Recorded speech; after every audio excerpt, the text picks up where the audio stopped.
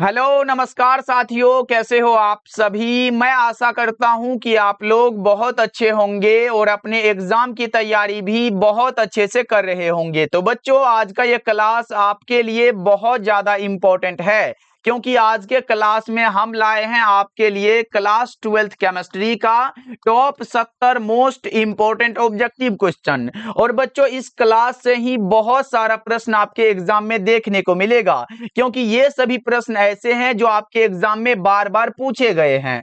तो बच्चों, इस क्लास को बिल्कुल ध्यान से देखिएगा और आज के क्लास में दिए जाने वाले सभी प्रश्नों को आप लोग अच्छे से याद भी करते हुए चलिएगा, क्योंकि बच्चा पार्टी इस क्लास से बहुत सारा ऐसा प्रश्न होगा जो डायरेक्ट एग्जाम में पूछा जाएगा। ओके जी, चलिए फिर क्लास को स्टार्ट करते हैं। पहला नंबर सवाल आपके सामने है, आपके फोन के स्क्रीन पर है। तो बच्चा पार्टी आप लोग भी एक एक प्रश्नों के आंसर को लगाते हुए चलिएगा। देखिए, पहला नंबर सवाल पूछा जा रहा है कि 96,500 कूलम CuSO4 के विलयन से क्या मुक्त करता है। तो आपको भी पता होगा सर, ये मुक्त करता है 31.76 ग्राम तांबा को।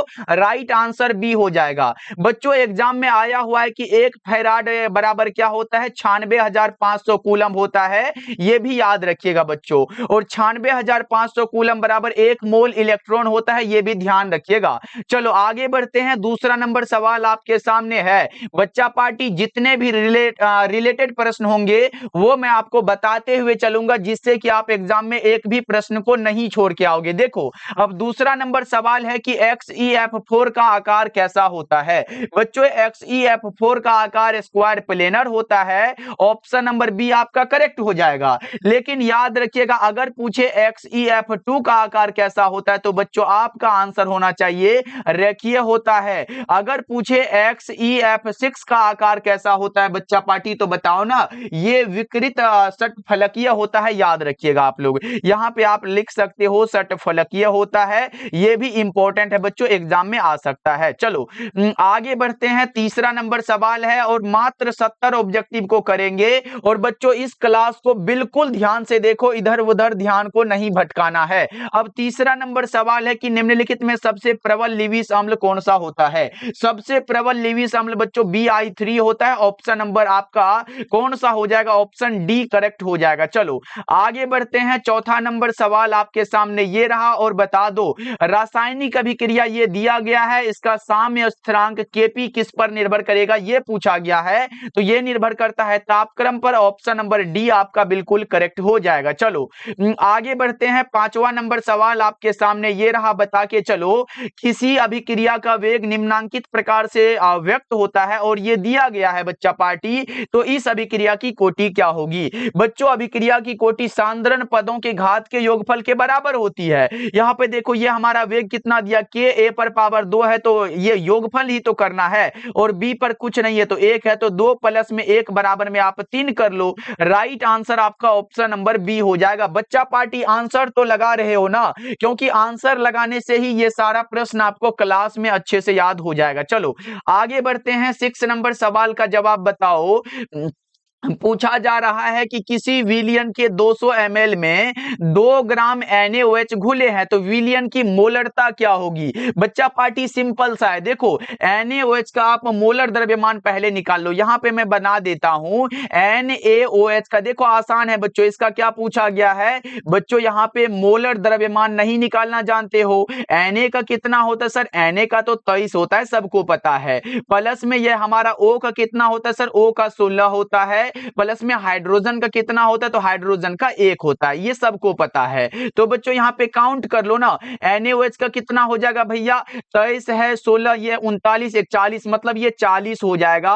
और इसमें क्या लगेगा, 40 में क्या लगेगा, ग्राम प्रति मोल हो जाएगा। अब देखो क्या पूछा गया बच्चा पार्टी, अब हमारा दिया क्या गया है, ये हमारा NaOH 2 ग्राम दिया गया। तो यहाँ पे आप लिख सकते हो सर, हमारा NaOH जो दिया गया ये 2 ग्राम दिया गया है।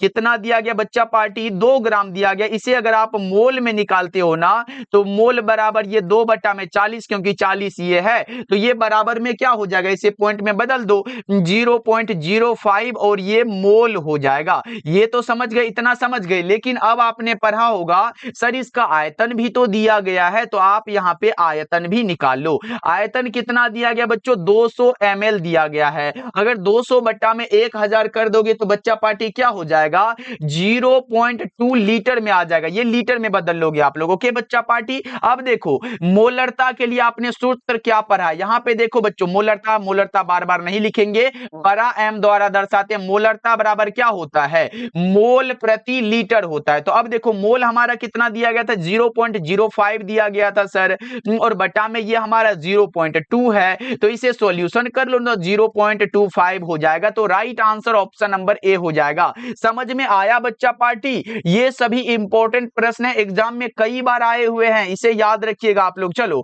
आगे बढ़ते हैं। 7 नंबर सवाल का जवाब बताओ, निम्नलिखित में कौन हाइड्रोजन बंधन नहीं बनाता है? बच्चों H के साथ क्या होना चाहिए, फोन होना चाहिए, FON होना चाहिए। अगर HF मिला हुआ है तो ये बनाएगा, HO मिला हुआ है तो ये भी बनाएगा, HN मिला हुआ है तो ये भी बनाएगा, लेकिन HCl नहीं बनाएगा। इसीलिए गलत जो होगा ना बच्चों, जो नहीं बनाएगा वो ऑप्शन नंबर सी में है, HCl हो जाएगा। समझ में आ गया?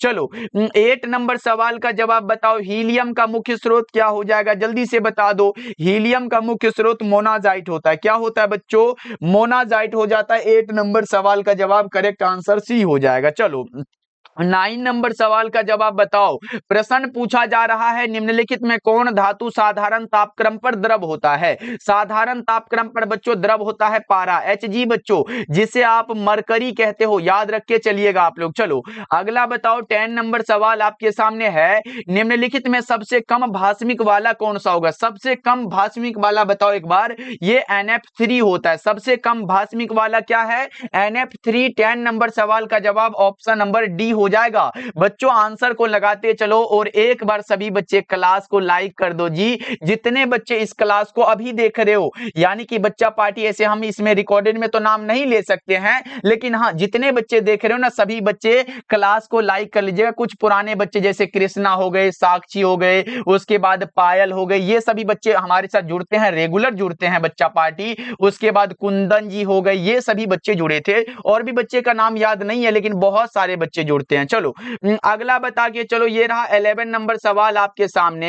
K4FeCN6 एक प्रकार का क्या होता है, जटिल लवण होता है बच्चों। क्या होता है, जटिल लवण होता है। 11 नंबर सवाल का जवाब करेक्ट आंसर बी हो जाएगा। बच्चों यहाँ पे बीच बीच में मैं आपसे एक प्रश्न पूछ रहा हूं, बताओ, ये बता के चलो, समन्वय यौगिकों का सिद्धांत किसने दिया था? जल्दी से बताओ ये बच्चा पार्टी, यहाँ पे बताओ ना, समन्वय यौगिकों के लिए सिद्धांत किसने दिया था? समन्वय यौगिकों का बच्चा पार्टी ये सिद्धांत किनके द्वारा दिया गया था? एग्जाम में आया हुआ है, बताओ ना। ये दिया गया था वर्नर साहब के द्वारा। किसके द्वारा बच्चों? वर्नर के द्वारा दिया गया था। जरूर याद रखिएगा, एग्जाम में पूछा गया था। चलो अगला बता के चलो, 12 नंबर सवाल है, इथेन में कार्बन का संकरण क्या हो जाएगा?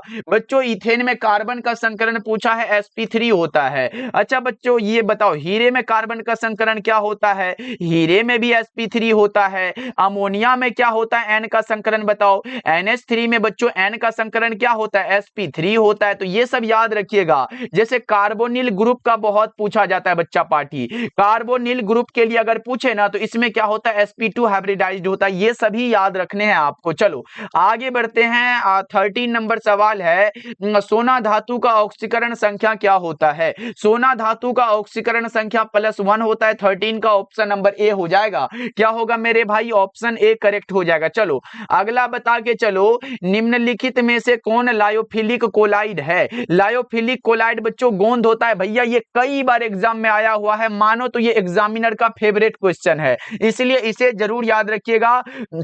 और बच्चा पार्टी टेलीग्राम भी आप लोग ज्वाइन कर लीजिएगा, वहां पे भी आपको क्लास का लिंक मिल जाता है। ओके बच्चों ये बताओ, निम्नलिखित में कौन सबसे शक्तिशाली ऑक्सीकारक पदार्थ है? बच्चों ऑक्सीकारक तो आप F2 लगा दोगे, लेकिन कभी कभी अवकारक आ जाता है। क्या बच्चों, अवकारक पूछेगा तो क्या बताओगे, I2 हो जाएगा। ये याद रखना बच्चों। चलो अगला बता के चलो, 16 नंबर सवाल है, फैराडे का विद्युत अपघटन नियम निम्न में से किससे संबंधित है? फैराडे का विद्युत अपघटन नियम बच्चों इलेक्ट्रोड के समतुल्य भार से संबंधित है। किससे है?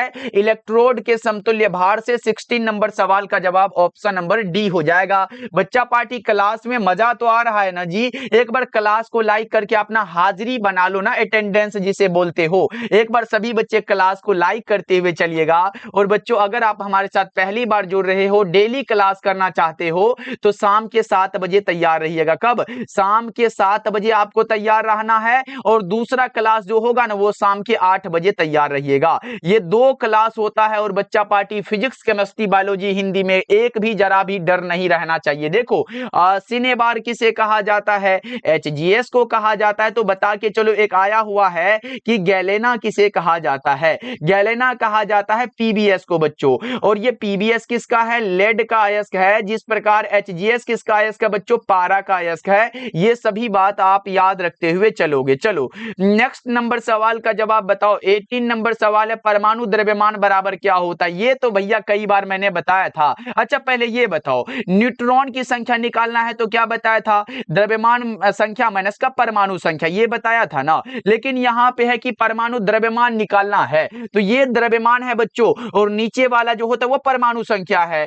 तो बच्चा पार्टी आपने जाना था ना कि अगर हमें क्या निकालना है? बच्चा पार्टी एक बार लगा दो पहले चैट सेक्शन में, अगर हमें परमाणु द्रव्यमान निकालना है तो प्रोटॉन का संख्या प्लस में क्या होता है? न्यूट्रॉन का संख्या होता है। ये क्या होता है? बराबर में ए बराबर P प्लस N, यानी कि परमाणु के न्यूट्रॉन की संख्या प्लस में प्रोटॉन की संख्या के योगफल के। राइट आंसर आपका सी हो जाएगा बच्चों। ऐसे ये दोनों फॉर्मूला आया है। न्यूट्रॉन की संख्या के लिए A माइनस जेड करना, और द्रव्यमान संख्या के लिए P प्लस N कर देना बच्चों। जैसे आप ले लो ना, जैसे अगर आप ये ऑक्सीजन लोगे तो 16 और 8 होता है ना, तो इसमें से द्रव्यमान में से अगर ये परमाणु को घटाओगे बच्चा पार्टी तो क्या हो जाएगा? ये हमारा न्यूट्रॉन की संख्या निकल जाएगा। लेकिन अगर आप इससे घटाते हो तो 8 और प्लस में ये प्रोटॉन की संख्या 8 बराबर में 16, और यही तो हमारा द्रव्यमान संख्या है, यही तो हमारा निकला ना। क्योंकि P प्लस N किए, P भी हमारा प्रोटॉन की संख्या यही है और परमाणु क्रमांक भी यही है, तो दोनों को जोड़ देंगे तो 16 हो जाता। समझ में आ गया? चलो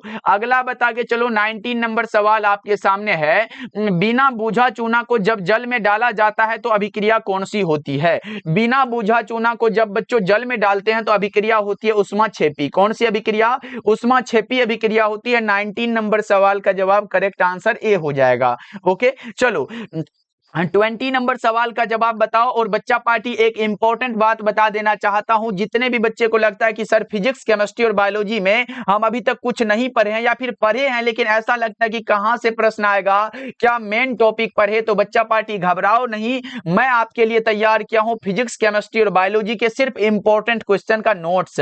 यानी कि बच्चों उसमें आपको जितना भी नोट्स मिलेगा उससे बाहर एग्जाम में प्रश्न नहीं जाता, क्योंकि यह हर एक साल के बच्चों को दिया जाता है। बच्चों फिजिक्स, केमिस्ट्री और बायोलॉजी में आपको फिजिक्स में 50 से 60 सब्जेक्टिव मिलेगा, इसी प्रकार केमिस्ट्री में, इसी प्रकार बायोलॉजी में तो और 200 ऑब्जेक्टिव, चाहे वो फिजिक्स हो, केमिस्ट्री हो, बायोलॉजी हो। तो बच्चा पार्टी अगर आप इस नोट्स को लेना चाहते हो, चाहे आप हिंदी मीडियम से हो या फिर इंग्लिश मीडियम से हो, तो इसका चार्ज मात्र 199 है। कॉल या मैसेज कर सकते हो 7070 82 16 85 नंबर पे, और बोलिएगा सर हमें 199 वाला नोट्स लेना है। और आपका अगर हिंदी है तो ये हिंदी का नोट्स बिल्कुल फ्री मिल जाएगा बच्चों। हिंदी में ये हिंदी सब्जेक्ट बच्चा पार्टी, हिंदी सब्जेक्ट जानते हो ना जो 100 मार्क्स का होता है, वो बिल्कुल फ्री इसी के साथ में आपको मिल जाएगा। ओके बच्चों, जितने बच्चे लेना चाहते हो इस नंबर पे कांटेक्ट करिएगा। अब बताओ ये प्रश्न का आंसर, डी ऑर्बिटल का आकार कैसा होता है बच्चों? देखो एस का क्या होता है? गोलीय होता है। डम्बवेल पी का होता है तो डी का डबल डम्बवेल हो जाएगा। ऑप्शन नंबर कौन सा हो जाएगा? सी वाला ऑप्शन करेक्ट हो जाएगा। यहां पे ल याद रखिएगा। चलो अगला नंबर सवाल का जवाब बताओ। ये रहा 21 नंबर सवाल, कपड़ा धोने का सोडा कौन सा होता है? कपड़ा धोने के लिए सोडा कौन सा होता है जिसे आप वॉशिंग सोडा कहते हो बच्चों? बता दो 21 का कौन सा हो जाएगा? Na2CO3 × 10H2O हो जाएगा। लेकिन जानते हो अलग से क्या पूछेगा? आप हमें बताओ जिप्सम का सूत्र बच्चों, ये जिप्सम का सूत्र बता के चलो जल्दी से बताओ बच्चों, क्योंकि एग्जाम में पूछा गया है। CaSO4 इंटू में क्या होता है? 2H2O होता है बच्चों। ये याद रखना, एग्जाम में कई बार आया है बच्चों। बच्चों। और जानते हो बेकिंग सोडा भी आता है क्या? बेकिंग सोडा भी तो आता है सर, ये भी तो बता के चलो हमें। ये क्या होता है? NaHCO3 होता है। NaH बच्चा पार्टी, यहाँ पे CO3 याद रखिएगा। और भी बता दे क्या? प्लास्टर ऑफ पेरिस बच्चों, POP आप याद रख सकते हो। ये क्या होता है सर, जल्दी से बताओ तो? ये होता है CaSO4 इंटू में हाफ H2O होता है। ओके, ये भी याद रखिएगा आप लोग। उसके बाद और ये आता है ओलियम वाला। ओलियम तो कई बार एग्जाम में पूछा गया जी। ओलियम का याद रखो, आसान है, H2S2O7 होता है। आप फ्रियोन का भी याद रख सकते हो। फ्रियोन का क्या होता है? CCl2F2 होता है। इतना बता दिए ना बच्चों, ये सब याद रखिएगा, एग्जाम में कई बार लगातार रिपीट हुआ है जी। चलो अगला बता के चलो। मैंने बता के चला ना, इस क्लास से बहुत सारा प्रश्न आपके एग्जाम में लड़ाएंगे बच्चों।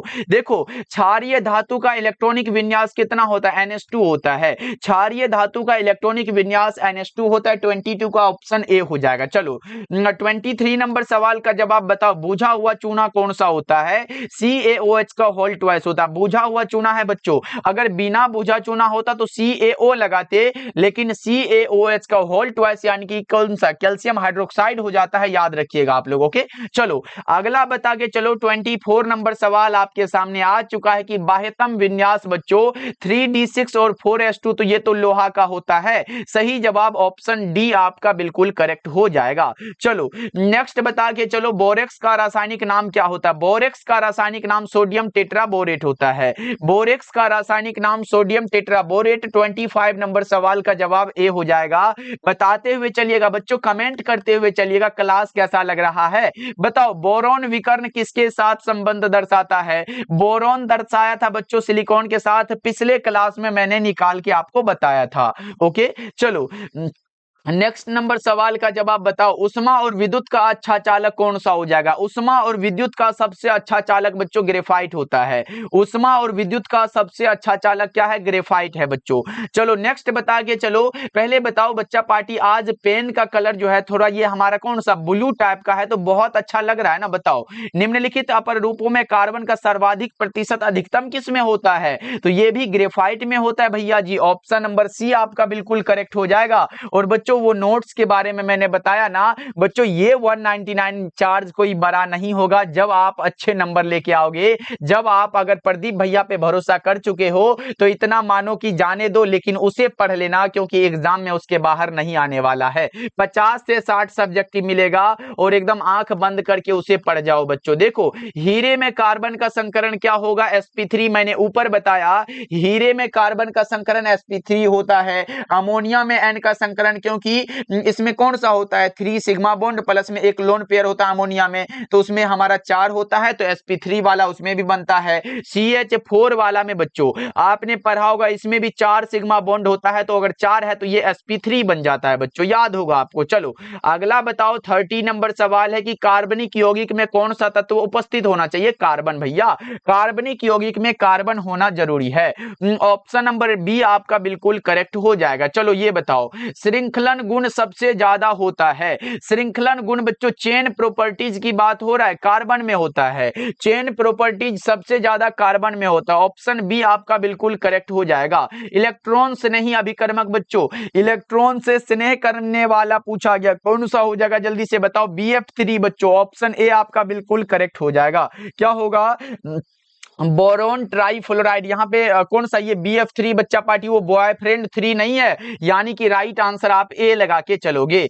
नेक्स्ट बता के चलो, एल्कीन निम्न में से कौन अभिक्रिया देती है? मेरे भाई बहन जितने भी इस क्लास को देख रहे हो ना, एक बार सभी बच्चे क्लास को लाइक करते चलिएगा बच्चों। हम आपके लिए इतना मेहनत करते हैं ना, तो आप लोग भी थोड़ा सा कर दिया करो। विद्या आनंद का परिवार आपका है, आपको इसे आगे बढ़ाना ये आपकी जिम्मेदारी है बच्चों। इसलिए सभी बच्चे क्या करोगे? सभी बच्चे लाइक और सब्सक्राइब करते चलोगे जितने बच्चे नए जुड़े हो। अब बताओ, एल्कीन निम्न में से कौन अभिक्रिया देती है? योगात्मक अभिक्रिया देती है। 33 का ऑप्शन नंबर ए हो जाएगा। चलो अगला बता के चलो। ये रहा कार्बन कार्बन एकल बॉन्ड की लंबाई क्या होती है? कार्बन कार्बन एकल बॉन्ड बच्चों, यहां से प्रश्न बना हुआ है एग्जाम में। कार्बन कार्बन एकल बॉन्ड है ना, तो ये होता है 1.54 एंगस्ट्रम। अब देखो एग्जाम में आएगा कार्बन कार्बन डबल बॉन्ड की लंबाई, तो ये होता है 1 1.34 एंगस्ट्रम। एक आएगा कार्बन, कार्बन ट्रिपल बॉन्ड की लंबाई ये होता है 1.20 एंगस्ट्रम। तो अब बता दो क्या हो जाएगा, अगर सिंगल बॉन्ड है तो राइट आंसर आपका ऑप्शन नंबर सी हो जाएगा 34 का बच्चों। ओके, ध्यान रखना ये इंपॉर्टेंट है। चलो अगला बता के चलो 35 नंबर सवाल है, कार्बन की संयोजकता कितनी होती है? 4 होती है। कार्बन की संयोजकता बच्चों 4 होती है। इसी प्रकार नाइट्रोजन का आया हुआ था, कितना होता है ये आप हमें कमेंट करके बताओगे। चलो 36 नंबर सवाल का जवाब बताओ, कार्बनिक ठोस की शुद्धता का लक्षण क्या है? गलनांक होता है। कार्बनिक ठोस की शुद्धता का लक्षण बच्चों गलनांक होता है। 36 नंबर सवाल का जवाब बी हो जाएगा। चलो बताओ, समुद्री जल में पाया जाने वाला तत्व कौन सा होगा? समुद्री जल में पाया जाने वाला तत्व जो होगा वो आयोडीन होता है। समुद्री जल में पाया जाने वाला तत्व बच्चों आयोडीन होता है। 37 नंबर सवाल का जवाब आप हमें बता रहे हो कि सर सी लगा दीजिए, करेक्ट है। चलो नेक्स्ट बता के चलो 38 नंबर सवाल है कि सीएनजी में मुख्य रूप से क्या होता है? सीएनजी में मुख्य रूप से बच्चों मीथेन होता है। सीएनजी में क्या होता है? मुख्य रूप से मीथेन। 38 का right answer option number A हो जाएगा। चलो अगला बता के चलो बच्चों, ये रहा प्रश्न आपके सामने, निम्नलिखित में कौन ऑक्साइड धातु की तरह विद्युतीय गुण को दर्शाता है? धातु की तरह विद्युतीय गुण को दर्शाने वाला बच्चों CrO2 होता है। क्या होता है? CrO2 होता है। राइट आंसर आपका ऑप्शन डी हो जाएगा। ओके, चलो अगला नंबर सवाल का जवाब बताओ, ये रहा, निम्नलिखित में कौन बेरवादार ठोस है? बच्चों जिसकी निश्चित और नियमित ज्यामितीय आकृति होती है उसे हम लोग क्रिस्टल यानी कि रवादार कहते हैं। लेकिन जिनकी निश्चित और नियमित ज्यामितीय आकृति नहीं होती है, यानी कि जिनकी विभिन्न दिशाओं में समान गुण होता है, वो हमारा नॉन क्रिस्टलाइन सॉलिड या फिर एमॉर्फस सॉलिड या फिर बेरवादार ठोस ये सब कहते हैं उन्हें बच्चों। और ये क्वार्ट्ज ग्लास क्या होता है? ये नॉन क्रिस्टलाइन सॉलिड है। ग्रेफाइट आए, क्रोम एलम आए, सिलिकॉन कार्बाइड आए, उसके बाद हीरा आए बच्चों, चीनी आए, नमक आए, ये सभी के सभी क्रिस्टलाइन सॉलिड है। राइट आंसर आपका बी हो जाएगा जो कि नॉन क्रिस्टलाइन सॉलिड है। बताओ निम्नलिखित जलीय घोल में किसका क्वथनांक अधिकतम होता है? यह होता है 0.1 m Na2SO4 का। राइट आंसर आपका ऑप्शन नंबर बी आपका बिल्कुल सही हो जाएगा। चलो नेक्स्ट बता के चलो बच्चा पार्टी, 42 नंबर सवाल है, HCl एवं H2O के स्थिर क्वाथी मिश्रण में क्या होता है? 20.2% क्या होता है? हाइड्रोक्लोरिक अम्ल होता है। 42 नंबर सवाल का जवाब करेक्ट आंसर डी हो जाएगा। चलो अगला बता के चलो बच्चों, एक फैराडे विद्युत ये हमारा धारा प्रवाहित करने पर प्राप्त मात्रा बराबर क्या होती है? 1 ग्राम समतुल्य के बराबर होती है।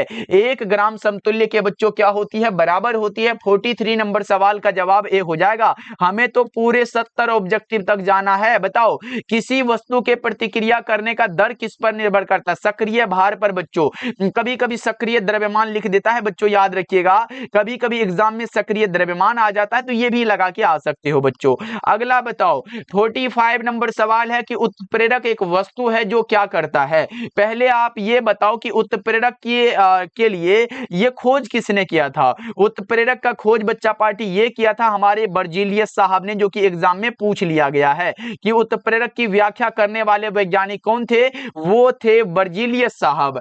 अच्छा बच्चों ये कब किए थे, कोई बच्चे बताओगे? बर्जीलियस ने 1836 में इनका खोज किया था बच्चों, यानी कि इसका जो है यूज किया था वो कब? 1836 में। राइट आंसर जो होगा लगाइएगा। और उत्प्रेरक का कार्य है बच्चों अभिक्रिया के वेग को बढ़ाना और घटाना, लेकिन यहां पे है साम्यावस्था प्राप्त करने के समय को ये कम कर देता है। सही जवाब ऑप्शन सी हो जाएगा। ओके, ध्यान रखिएगा आप लोग। चलो अगला नंबर सवाल का जवाब बताओ कि सल्फाइड अयस्कों को सामान्यतः सांद्रित करते हैं किस विधि के द्वारा?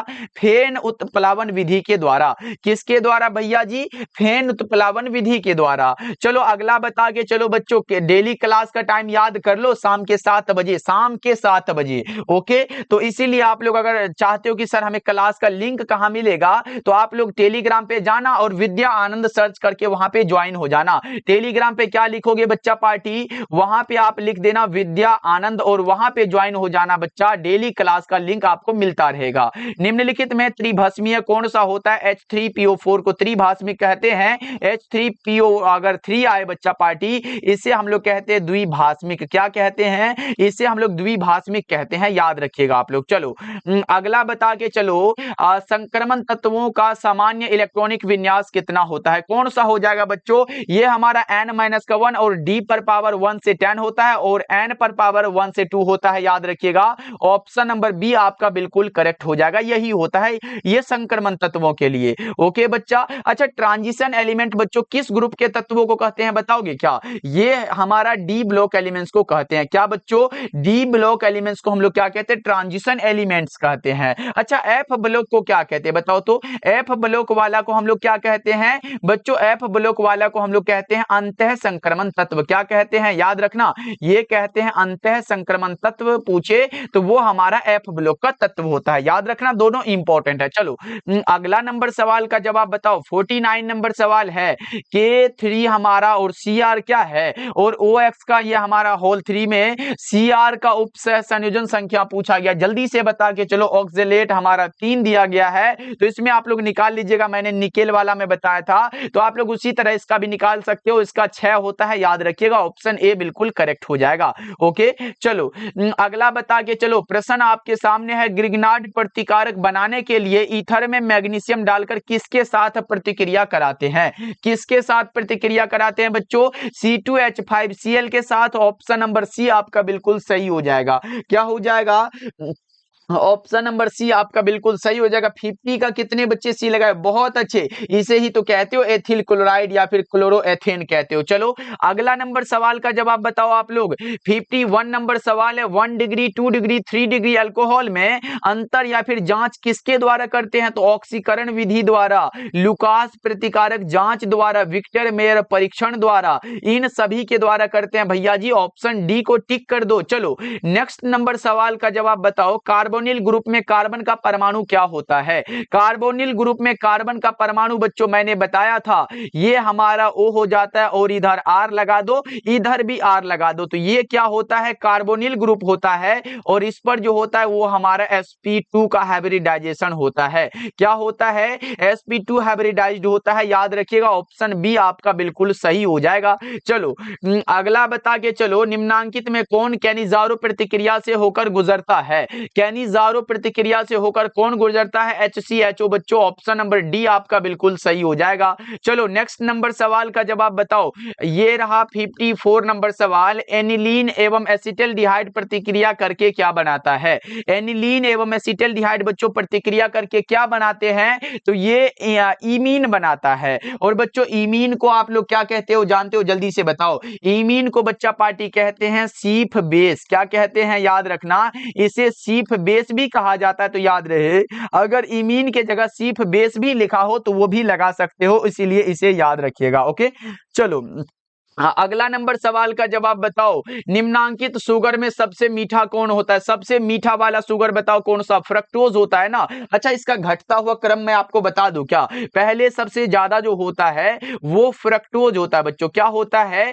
फ्रक्टोज होता है। अच्छा, उसके बाद क्या होता है बच्चों, जानते हो? उसके बाद सुक्रोज होता है। उसके बाद क्या होता है? ग्लूकोज। आपने पढ़ा होगा, ग्लूकोज होता है भैया जी। उसके बाद क्या होता है? लैक्टोज होता है। ये सब आपको याद रखना है बच्चे। चलो नेक्स्ट नंबर सवाल का जवाब बताओ तो। एंजाइम क्या होता है? ये तो आसान सा सवाल है, प्रोटीन होता है। एंजाइम क्या है? प्रोटीन है बच्चों। चलो अगला बता के चलो। नेचुरल रबर निम्नांकित में किसका बहुलक है? बच्चों प्राकृतिक रबर जो है वो किसका बहुलक होता है? आइसोप्रीन का बहुलक है। प्राकृतिक रबर बच्चों आइसोप्रीन का बहुलक है। 57 नंबर सवाल का जवाब बी ऑप्शन करेक्ट हो जाएगा। चलो अगला बता के चलो। टाइफाइड में प्रयुक्त होने वाला प्रतिजैविक कौन होता है? टाइफाइड में प्रयुक्त होने वाला प्रतिजैविक क्लोरमफेनिकोल होता है। क्या होता है भाई मेरे? क्लोरमफेनिकोल होता है। और आंसर लगाते चलो। 70 जब पूरा होगा तब हम आपसे पूछेंगे कि कितना सही हुआ, और बीच से हम एक प्रश्न आपसे पूछ देंगे। चलो अगला बता के चलो। प्रश्न आपके सामने है, निम्नलिखित में कौन पीराहारी होता है बच्चों? पीराहारी बता के चलो। पीराहारी मतलब क्या है बच्चों? दर्द निवारक। क्या? दर्द से जो निजात दिलाए है वही ना, तो वो पैरासीटामोल के तौर पे यूज करते हैं। और पैरासीटामोल का बच्चों ये आप बुखार में भी यूज करते हो ना। बताओ ये बुखार प्लस में क्या होता है, दर्द निवारक दोनों होता है, यानी कि एंटीपायरेटिक प्लस में बच्चों एनाल्जेसिक दोनों का कार्य करता है पैरासीटामोल। याद रखिएगा 59 नंबर सवाल का जवाब ए हो जाएगा।